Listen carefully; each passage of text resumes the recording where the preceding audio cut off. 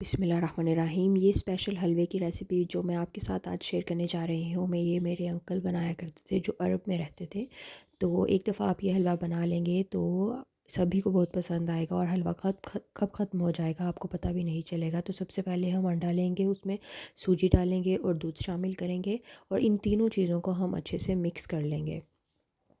Mix करने के बाद अच्छे से इसको मिक्स करेंगे ताकि अंडे का या फिर सूजी का कोई भी पीस ना रहे।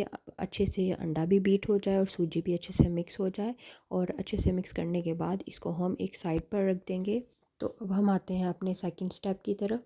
घी गर्म करेंगे, उसमें हम ये नट्स डाल देंगे। नट्स आप जो भी आपके पास अवेलेबल हैं आप वो शामिल करें और सोगी भी आप इसमें शामिल कर सकते हैं और इसको हल्का सा भूनेंगे घी में नट्स को, ताकि जब हम इसको भून लेते हैं तो बहुत ही अच्छा फ्लेवर आता है। हम किसी भी चीज़ में हम इसको शामिल करें।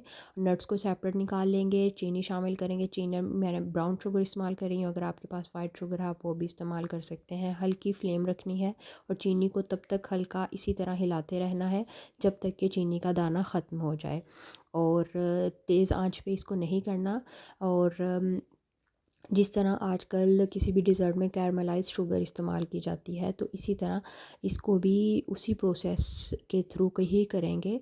और जब चीनी का दाना ख़त्म हो जाए और ये इस तरह का बन जाए तो इसमें हम वो वाला लिक्विड जो हमने सूजी के साथ मिक्स करके बनाया था वो शामिल कर देंगे। फ्लेम मीडियम टू लो रखनी है, तेज़ फ्लेम पे नहीं करना और इसको इसी तरह हिलाते रहना है।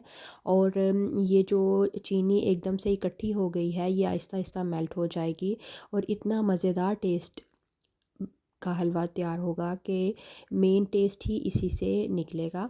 तो आहिस्ता आहिस्ता आप देख सकते हैं कि सूजी भी आहिस्ता आहिस्ता हलवे की शक्ल में आ रही है, पक रही है और जो चीनी है वो भी मेल्ट हो रही है।